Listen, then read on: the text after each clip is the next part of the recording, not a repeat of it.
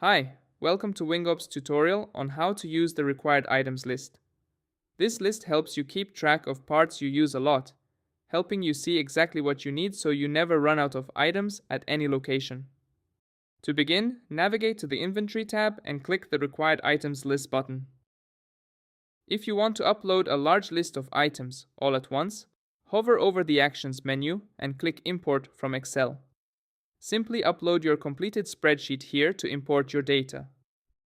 To add items to the list manually, click the plus Required Item button. Next, choose the item type, either a material or a component.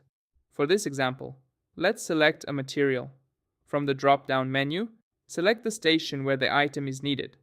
Then, name the item, enter the part number, and specify the required quantity. Click Save. Once saved, the required items list automatically checks your warehouse stock. It compares your required quantity against your actual in-house stock based on the part number and the selected station.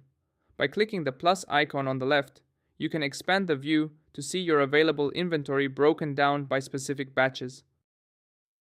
Now, let's look at an example where we don't have enough stock at this station to meet the required quantity. Wingops offers an easy way to fix it. Just hover over the Actions menu on the right side of the item and click Add to Order List. Thank you for watching.